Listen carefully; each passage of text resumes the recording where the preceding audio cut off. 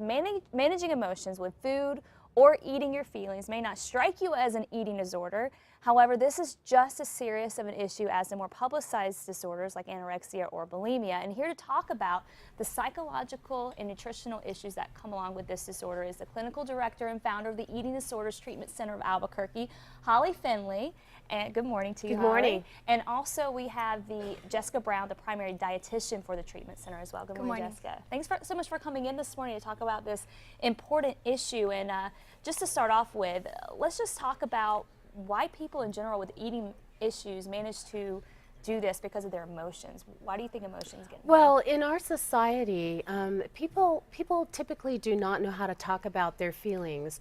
And people with eating issues in particular do not know how to express their thoughts and their feelings with words. We have two ways to express ourselves. We can do it verbally and vocally, or we can act it out. Okay. And one way to act it out is through an eating disorder.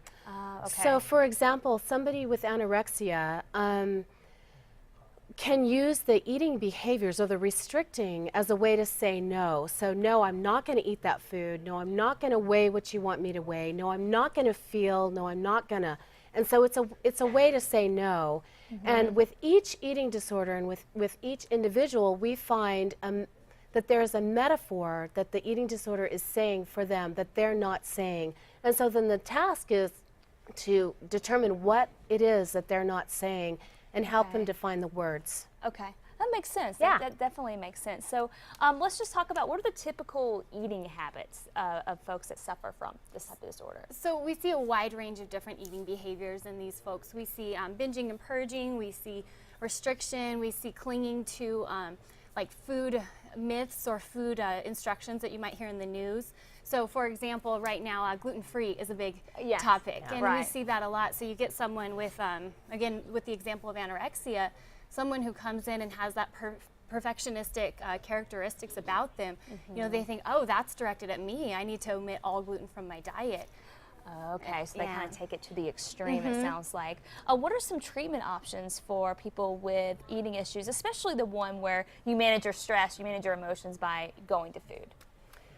Well, typically we start conservatively. So we would do some sort of a consult with a person and see what makes the most sense for them. Normally, we would determine what they need according to where they're at medically. I mean, if we're talking about an anorexic who's 82 pounds and 5'8", that the picture of what they're going to need for treatment is going to be different than somebody who's, you know, 5'2" and weighs 125, or even somebody who's, you know, 5'9" and weighs 225.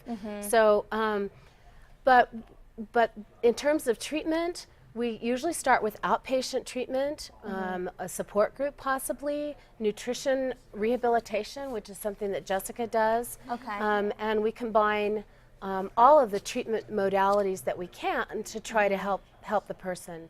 And then if they're medically unstable, we would refer them to inpatient or something a little more intensive. Right. And you're talking about maybe a 5'9" person weighing 82 pounds. I mean, at that point, you look at someone and it becomes pretty obvious that there's a disorder there. Some of these other ones we're talking about, it might not be so obvious. Are there any signs that we can look for in a person to maybe see, like, ooh, maybe they, maybe they're not okay, maybe they're not doing okay, maybe they have? Is there anything like that we can look for, signs?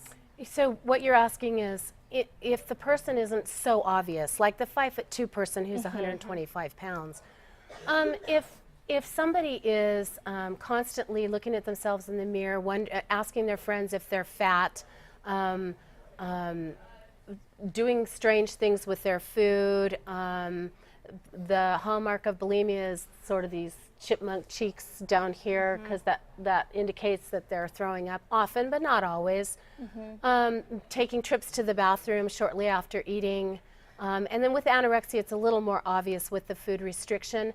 But exercise addiction has really come forward in our society, and it's so culturally acceptable to exercise that what we're seeing a lot of is exercise bulimia. So somebody who's going and spending hours and hours at the gym, or can't take a day off, they've got to go every single day, Right. Just a kind of extreme behavior. Yeah, seems it like. interferes with daily life. Right. Okay. Well, thank you so much for coming in Thank and you. enlightening us more on this topic and just coming in and giving us more information about it. Thanks Thank for having us. you.